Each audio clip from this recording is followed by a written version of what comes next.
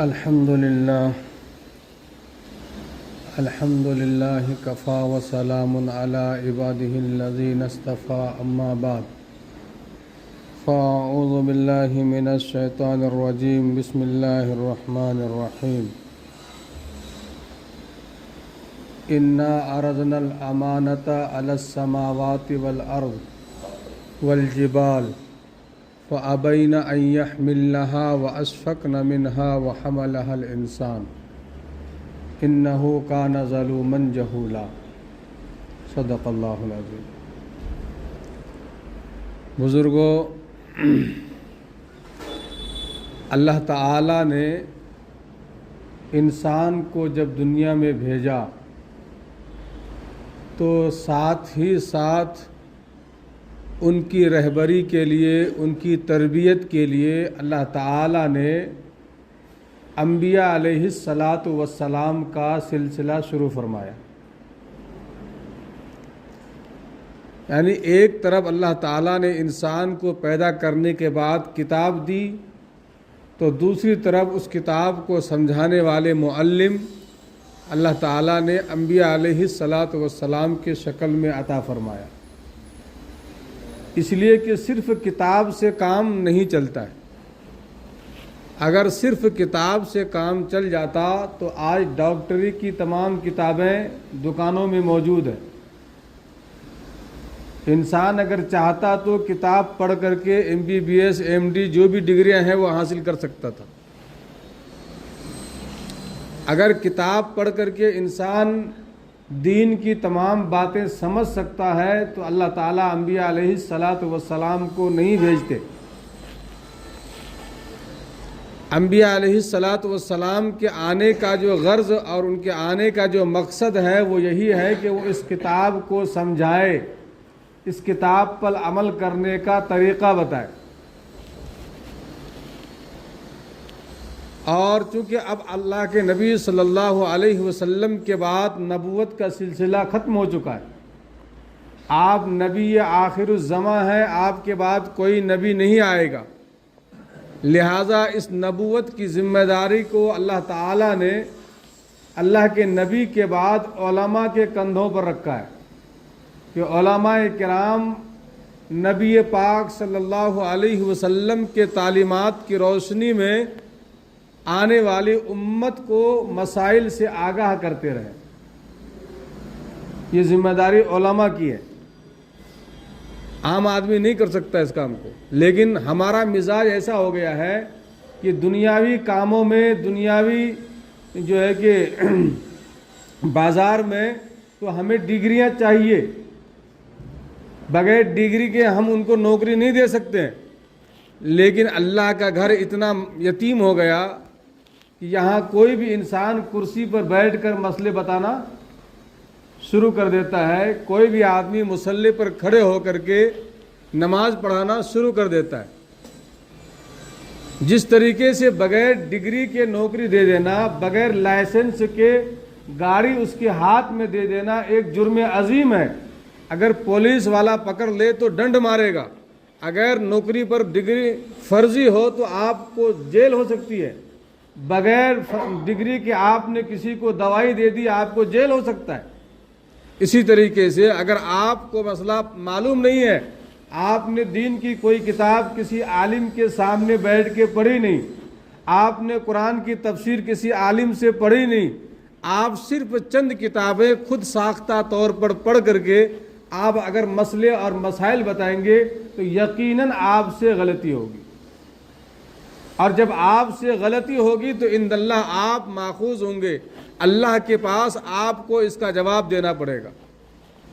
آپ سے کسی نے مسئلہ پوچھ لیا اور آپ کو مسئلہ معلوم نہیں تھا، آپ نے اپنے اندازے سے بتا دیا اور وہ مسئلہ نکل گیا غلط۔ اب جب وہ آدمی عمل کرے گا تو وہ بھی گنہگار ہوگا اور بتانے والا بھی گنہگار ہوگا، اور اسی طریقے سے اس کے بعد جو لوگ اس پر غلط عمل کریں گے ان تمام غلط عمل کا وبال اس بتانے والے کے سر پر ہوگا۔ تو اسلام بہت باریک ہے، اسلام بہت جو ہے کہ انوکھا چیز ہے، لیکن شرط یہ ہے کہ اس کو سمجھانے والے چاہیے۔ اسلام کا معنی ہے سر تسلیم خم کر دینا. اس کو مثال سے سمجھیے. گاؤں کے علاقے میں جب حالی ہل چلانے کے لیے جاتا ہے, وہ اپنا ہل تیار کر لیتا ہے اور اس کے اوپر جو تو ایک ڈنڈا ہوتا ہے پالا, وہ پالا بھی تیار کر لیتا ہے. تو جو ہمیشہ گھومنے والا بیل ہوتا ہے, اطاعت گزار بیل یا بھینس, جو بھی جانور سے وہ لوگ خدمت لیتے ہیں, تو وہ جانور جب ہل کے پاس آتا ہے تو فوراً اپنی منڈی کو کیا کرتا ہے, اس پالے میں ڈال دیتا ہے. ہل چلانے والے کو کچھ نہیں کرنا پڑتا ہے. اب وہ کیا کرتا ہے, اس کو ہل چلاتا ہے, پوری کھیت تیار کر لیتا ہے. اور جب شام کو وہ بیل گھر جاتا ہے تو گھر جانے کے بعد وہ جو مالک ہے اس کا, جس نے اس کو پورے دن استعمال کیا ہے, رات کو اس کے ساتھ کیا کرتا ہے, چاول کا پیچ, اس کے لیے کھری, اس کے لیے اچھا گھاس, اور جو جانوروں کے کھانے کی اچھی چیزیں ہوتی ہے وہ تمام چیزیں اس کا مالک اس کے لیے مہیا کراتا ہے. کراتا کہ نہیں کراتا ہے؟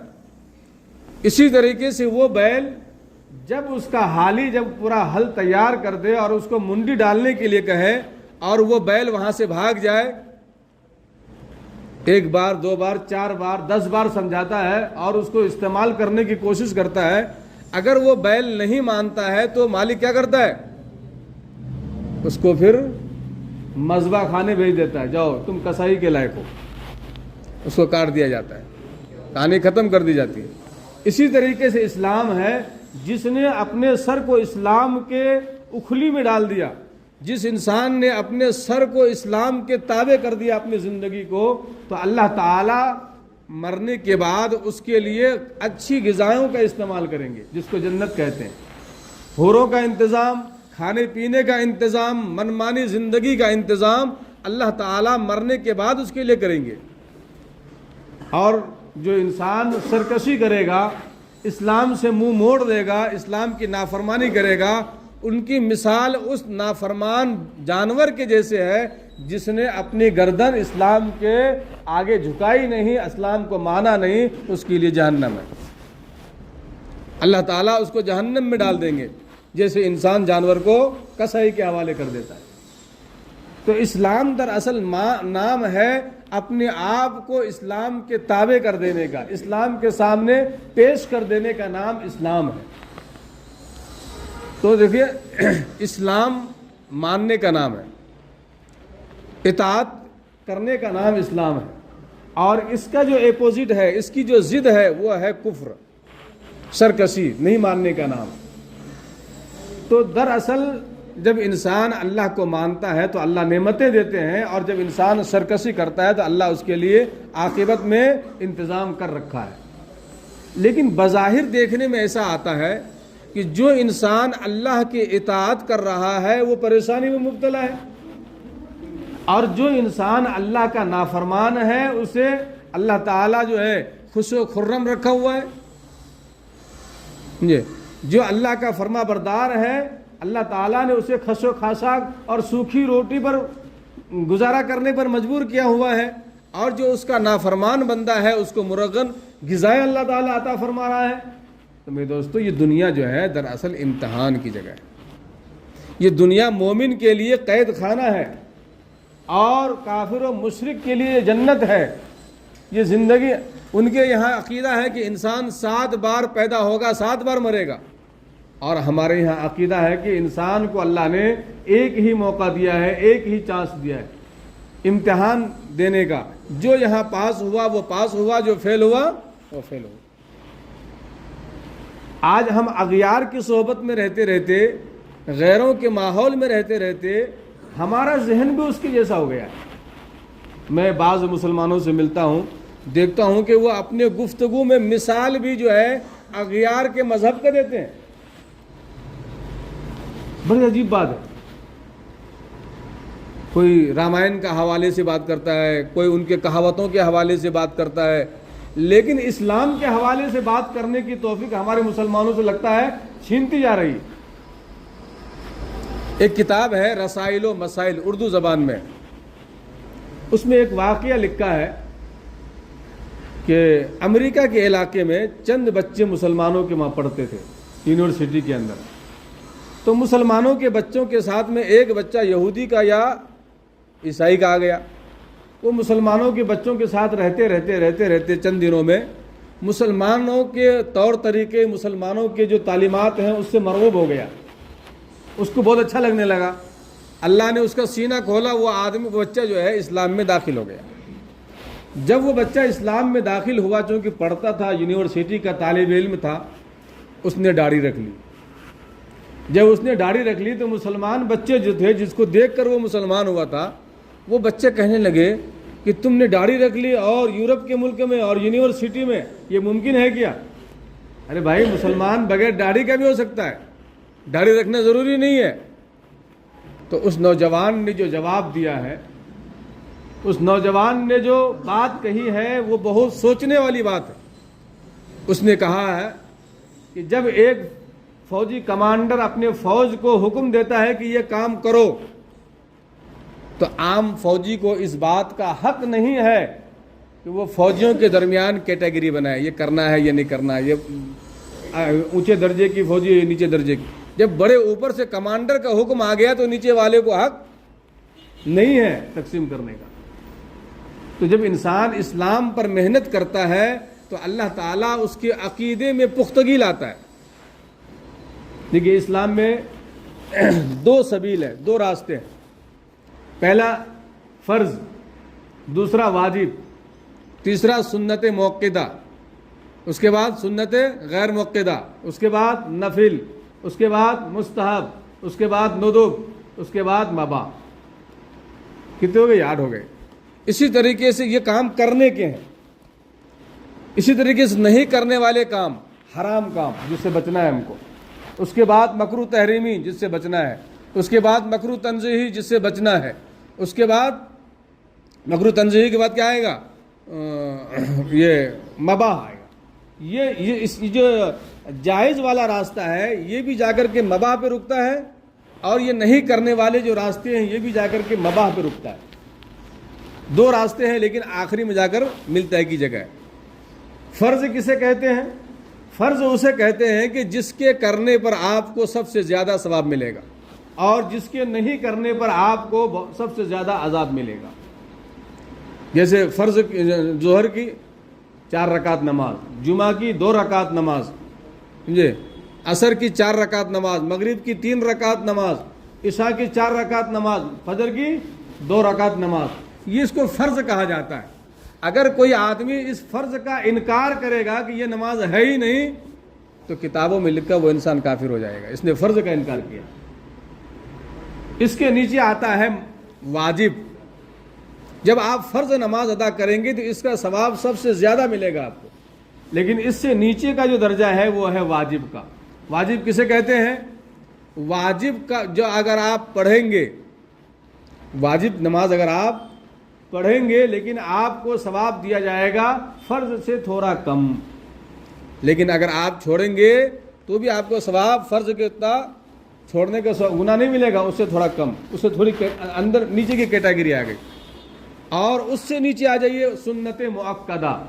سنت مؤکدہ کہتے ہیں جس کو اللہ کے نبی صلی اللہ علیہ وسلم نے اپنی زندگی میں کنٹینیو کیا ہو، پے در پہ کیا ہو. اس کو کیا کہتے ہیں ہم؟ سنت مؤکدہ کہتے ہیں. اور ایک ہے سنت غیر مؤکدہ. اللہ کے نبی صلی اللہ علیہ وسلم کبھی پڑھتے تھے، کبھی نہیں پڑھتے تھے. فرض اللہ کے نبی نے کبھی نہیں چھوڑی. واجب نماز اللہ کے نبی نے کبھی نہیں چھوڑی، چاہے سفر ہو یا حضر ہو. فرض نماز اور واجب نماز چاہے سفر ہو چاہے حضر ہو، صحت ہو یا مرض ہو، ہر حال میں آپ کو یہ 2 نمازیں پڑھنی ہے. اور سنت موقدہ اور سنت غیر موقدہ کا مسئلہ ایسا ہے، اللہ کے نبی صلی اللہ علیہ وسلم جب سفر میں جاتے تھے تو سنت کو چھوڑ دیتے تھے. کبھی وقت ملا تو پڑھ لیے، نہیں تو آپ عموماً چھوڑ دیتے تھے. اس کے نیچے ہے نفل نماز، آپ پڑھیں گے تو آپ کو ثواب ملے گا. اس کے نیچے ہے مستحب، اس کے نیچے ہے ندب، اس کے نیچے ہے مباح. مباح کہتے ہیں اگر آپ کریں گے تو آپ کو ثواب ملے گا، اگر آپ نہیں کرو گے تو آپ کو گناہ بھی نہیں ملے گا. یہ کیٹیگری ہے. اسی طریقے سے حرام کام ہے، چوری کرنا حرام ہے، ڈاکہ ڈالنا حرام ہے، زنا کرنا حرام ہے. ان چیزوں سے آپ کو بچنا ضروری ہے. آپ کا دل چاہے پھر بھی بچنا ہے، دل نہ چاہے پھر بھی آپ کو بچنا ہے، ہر حال میں آپ کو بچنا ہے. اسی طریقے سے ہے مکروہ، اس سے نیچے درجہ مکروہ تحریمی کا ہے. اگر آپ نے مکروہ تحریمی کا ارتکاب کر لیا تو آپ کو عذاب ہوگا، لیکن حرام کام کے برابر عذاب نہیں ہوگا، اس سے تھوڑا کم ہوگا. اسی طریقے سے مکروہ تنزیہی ہے. اگر آپ نے مکروہ تنزیہی کا ارتکاب کر لیا تو آپ کو گناہ تو ہوگا، لیکن حرام اور مکروہ تحریمی کے برابر نہیں ہوگا، اس سے کم درجے کا ہوگا. اسی طریقے سے جو ہے مباح کا ہے، تو یہ کیٹیگری ہے کہ یہ کام کرنے کے ہیں اور یہ کام نہیں کرنے کے ہیں. جب انسان کو یہ بات سمجھ میں آ جائے کہ یہ کام کرنے کے ہیں اور یہ کام نہیں کرنے کے، دراصل ہمارے یہاں فقہا کے یہاں جو ہے نا یہ جو کیٹیگری ہے یہ دنیا کے اعتبار سے نہیں ہے. یہ فقہ کی کتاب ہے، اصول فقہ کے الاسباب والنظائر، اس میں لکھا ہے کہ عبادت مقصودہ اور عبادت غیر مقصودہ، دنیاوی اعتبار سے اور اخروی اعتبار سے، یہ جو کیٹیگری ہے فرض اور واجب اور سنت اور مستحب اور نفل، حرام مکروہ مکروہ تحریمی، سمجھے، مکروہ تنزیہی، یہ اصل میں آخرت کے اعتبار سے ہے کہ آخرت میں جو آپ کو عذاب یا ثواب ہوگا یہ درجہ بہ درجہ ہوگا، لیکن دنیاوی اعتبار سے نہیں ہے. یہ تو ہمیں چاہیے کہ یہ تو کیٹیگری آخرت کے اعتبار سے ہے، چاہے انسان کو ثواب زیادہ ملے چاہے انسان کو ثواب کم ملے، بہرحال شریعت پر ہم کو عمل ہر حال میں کرنا ہے. آج شریعت کے بے شمار کام ایسے ہیں جس کے کرنے پر کوئی پابندی نہیں ہے. آپ یہ بتائیے، آپ کو داڑھی رکھنے سے کسی نے منع کیا؟ گورنمنٹ نے منع کیا گیا؟ آپ کو نماز پڑھنے سے گورنمنٹ نے منع کیا گیا؟ آپ کو سچ بولنے سے گورنمنٹ نے منع کیا گیا؟ جب آپ کرنے کے کام نہیں کریں گے تو اللہ کی طرف سے وہ حالات پیدا ہو جائیں گے. ایک وقت ایسا ہوگا کہ آپ کرنا چاہو گے پھر بھی اس کام کو نہیں کر پاؤ گے. جب انسان اللہ کی سرکشی پہ اتر جاتا ہے، اللہ کی نافرمانی پہ اتر جاتا ہے، تو پھر اللہ تعالیٰ رسی کو کھینچ دیتا ہے. اسی کو اللہ تعالیٰ نے قرآن مجید میں فرمایا یخادعون اللہ، اللہ تعالیٰ اس کو ڈھیل دیتے ہیں. جیسے آپ نے سمندر میں دیکھا ہوگا کہ سمندر میں جب مچھلی پکڑنے والا جاتا ہے اور مچھلی پکڑتا ہے وہ، تو پھر اس کو کیا کہا جاتا ہے؟ اس کو ڈھیل دیا جاتا ہے. مچھلی پھنستی ہے نا، تو مچھلی پھنسنے کے بعد پھڑپھڑاتی ہے مچھلی. تو جب مچھلی پھڑپھڑاتی ہے تو یہ مچھوارا اس کو اپنی رسی ٹائٹ نہیں کرتا ہے بلکہ چھوڑ دیتا ہے. اب وہ مچھلی بھاگتی ہے 1 کلومیٹر 2 کلومیٹر، جو اس کی رفتار ہے، جتنی اس کی حیثیت ہے اپنے حیثیت کے مطابق بھاگتی ہے. اور جب مچھوارے کو معلوم ہو جاتا ہے کہ مچھلی اب بیٹھ چکی ہے پھر کھینچتا ہے. تو اللہ تعالیٰ بھی گناہوں پہ انسان کو کبھی کبھی ڈھیل دیتا ہے، لیکن یہ جو مچھوارا ہے اس کو چھوڑنے والا ہے کیا؟ نہیں ہے چھوڑنے والا. اسی طریقے سے اللہ تعالیٰ بھی جو ہمیں ڈھیل دے رہا ہے گناہوں کے اوپر، اس کا مقصد یہ نہیں کہ اللہ نے ہم کو چھوڑ دیا ہے. اللہ چند دنوں کے لیے مہلت دیا ہے. اگر انسان سنبھل جائے اور انسان اگر مان لے تو پھر اللہ تعالیٰ اس کے لیے راستہ آسان کر دیتا ہے. اگر انسان توبہ اور استغفار کے راستے پر آ جاتا ہے اللہ اس کے لیے آسانیاں پیدا کر دیتا ہے. اگر انسان سرکشی پر تلا ہوا رہتا ہے اور اللہ کے راستے سے بھٹکا ہوا ہوتا ہے تو پھر اللہ تعالیٰ ان کے لیے سختی ہی کا راستہ پیدا کرتا ہے. پھر وہ انسان ایسا جکڑ جاتا ہے. جیسے آپ نے بخاری شریف کی وہ روایت پڑھی ہوگی کہ 3 آدمی ایک غار میں گئے، بارش ہو رہی تھی، غار میں گئے، تینوں غار میں بیٹھے کہ بارش سے بچ جاؤں گا، لیکن اچانک اس غار کے منہ پر ایک پتھر آ کر کے رک گیا. اب تینوں پھنس گئے، اب راستہ ہی نہیں بچنے کے لیے، کیسے بچیں؟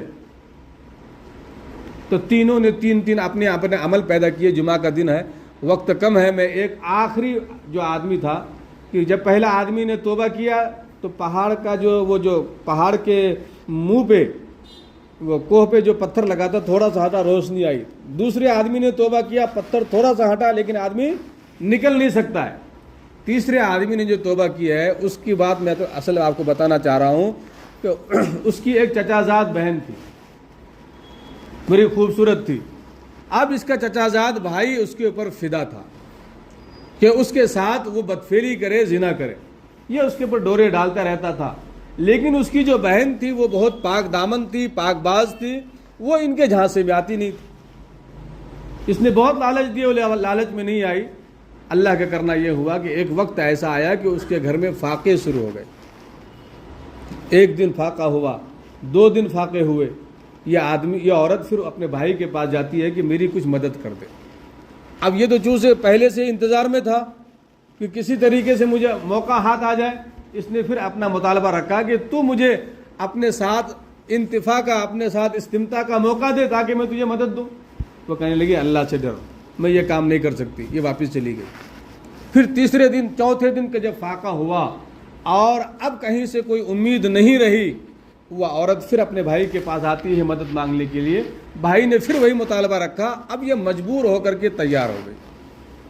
جب یہ مجبور ہو کر تیار ہو گئی اور وہ شخص زنا کرنے کے لیے کھڑا بیٹھ گیا، اس وقت اس نے جو ہے اپنے بھائی سے مخاطب کر کے کہنے لگی اے بندے اللہ سے ڈر، کسی کے مہر کو ناحق مت توڑ. جب یہ بات کہی نا کہ اللہ سے ڈر اور کسی کے مہر کو ناحق مت توڑ، تو اس کے دل کے اندر اللہ کا خوف پیدا ہوا، اللہ کا ڈر پیدا ہوا اور وہ وہاں سے اٹھ گیا. تو اس نے اپنے وہ جو غار میں چھپا تھا، اس نے اپنے اس عمل کا واسطہ دیا کہ اے اللہ، اگر میرا یہ عمل تیرے لیے تھا اور یقیناً یہ عمل میں نے تیرے لیے کیا تھا، تیرے ڈر سے میں نے زنا چھوڑا، مجھے وہاں کوئی روکنے والا نہیں تھا. اے اللہ، اگر یہ عمل تیرے نظر میں قابل قبول ہے تو اس پہاڑ کے سامنے جو پتھر اٹکا ہوا ہے، اے اللہ اس پتھر کو ہٹا دے. اللہ نے اس کا کیا کر دیا؟ ہٹا دیا. تو انسان جب نیکی کی راہ پر چلتا ہے، استغفار اور توبے کی راہ پر چلتا ہے، اللہ اس کے لیے راستہ آسان کر دیتا ہے.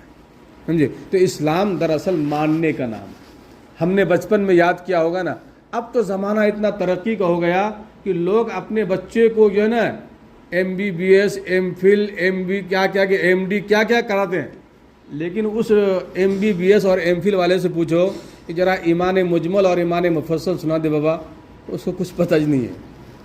وہ بولتا ہے واہ ایمان مجمل. سمجھے؟ یہ ایمان مجمل ہے کیا بولا؟ تو اپنے بچوں کو تعلیم الاسلام پڑھاؤ. آپ کے مکتب میں بھی ہے، آپ کے مسجد میں بھی اگر جو ہے کہ مکتب کا نظام ہے تو نورانی قاعدہ اور قرآن کے ساتھ ساتھ مفتی کفایت اللہ صاحب رحمۃ اللہ علیہ کی جو کتاب ہے تعلیم الاسلام، اس میں 54 عقیدے لکھے ہوئے ہیں. اور بہشتی زیور کے اندر مولانا اشرف علی تھانوی رحمۃ اللہ علیہ نے 103 عقیدے بیان فرمائے. اپنے بچوں کو یہ عقیدے یاد کراؤ. یہ عقیدے یاد ہوں گے تو وہ مسلمان ہوگا، نہیں تو مسلمان ناقص ہوگا. اگر وہ نہیں تو مولانا الیاس گھمن صاحب دامت برکاتہم پڑوسی ملک کے ہیں، ان کی ایک کتاب ہے اسلامی عقائد کے نام سے، انٹرنیٹ پر موجود ہے. ان کا جیرکس کر کے پڑھاؤ بچوں کو. یا نہیں تو دارالعلوم دیوبند میں مولانا شاہ عالم گورکھپوری دامت برکاتہم ہے، جو ختم نبوت پر کام کرتے ہیں. ان کی بھی کتاب ہے اسلامی عقائد کے نام سے. جن کو نہیں ہے وہ ہم سے رابطہ کرے، ہم دیں گے انشاءاللہ ان کو. اپنے بچوں کو اسلامی عقائد سکھائیے.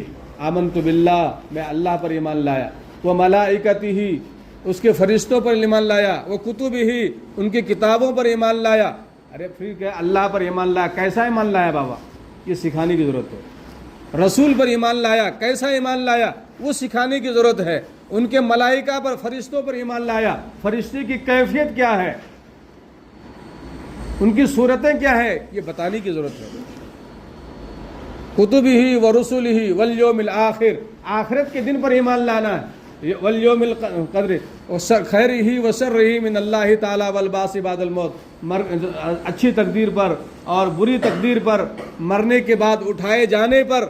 یہ تمام وہ نقشے ہیں، یہ تمام وہ بیسک معلومات ہیں جو ہر مسلمان کو ہونے چاہیے. آج ہم دنیاوی تعلیم پر کروڑوں روپے، لاکھوں روپے اپنے بچوں کے لیے خرچ کرتے ہیں، لیکن کیا ہم نے اپنے بچوں کو عقائد سکھائے؟ اگر نہیں سکھائے تو یاد رکھیے، حضرت سلیمان علیہ الصلاۃ والسلام، حضرت داؤد علیہ الصلاۃ والسلام، حضرت یعقوب علیہ الصلاۃ والسلام، دیگر انبیاء علیہ الصلاۃ والسلام جب اس دنیا سے گئے ہیں تو جاتے وقت اپنے بچوں کو کیا کر کے گئے ہیں؟ نصیحت کر کے گئے ہیں. اے بیٹے، میرے بعد تم انہی کی عبادت کرنا جن کی میں کر رہا تھا. سمجھے؟ یہ بیسک معلومات ہے. تو میرے دوستوں میں یہ نہیں کہتا کہ اپنے بچوں کو اسکولوں میں یا کالجوں میں مت پڑھاؤ، وہ بہت ضروری چیز ہے دنیا کے لیے، لیکن یہ دنیا چند روزہ ہے، چند دنوں میں ختم ہونے والی ہے. اب تو کوئی سنچری مارنے والے بہت کم ہیں، اور کوئی سنچری مار دیا تو اس کا فوٹو پیپر میں آتا ہے، ان کی سنچری ہو گئی، بلکہ 50 سے 80 90 کے درمیان کہانی ختم ہے ہماری. لہذا اس کے بعد جو زندگی ہے سمجھے، عبادت مقصودہ والی جہاں کام آئے گی، اور لامتناہی زندگی والی، اس کے لیے بھی تیاری کرنی ضروری ہے. آپ اگر پکا مسلمان ہیں تو آپ کی عبادت قابل قبول ہے. آپ اگر مسلمان نہیں ہیں، آپ کو کلمہ نہیں آتا، آپ کیسے مسلمان ہیں؟ ابھی نیچے ایک صاحب جو ہے وضو کرنے بیٹھے تو پہلے پیر دھو رہے وہ، اور اس کے بعد ہاتھ دھو رہے وہ، اس کے بعد منہ دھو رہے وہ، اور عمر ہو گئی ہے 40 سال. اب اگر وہ سن رہے ہوں تو برا مت ماننا، آپ کی عمر 40 سال ہو گئی، آپ کو وضو کیسے کرنا وہ نہیں معلوم، سمجھے؟ تو ہمارے مسلمانوں کے حالات ایسے ہیں، اور اسی وجہ سے اللہ تعالیٰ نے ہمارے پر حالات لائے ہیں. اللہ تعالیٰ سے دعا کیجیے کہ اللہ تعالیٰ ہم سب کو اسلام کی بیسک معلومات سے آگاہ ہونے کی توفیق عطا فرمائے، ان کو سیکھنے اور سکھانے کی توفیق عطا فرمائے. وآخر دعوانا الحمد للہ رب العالمین.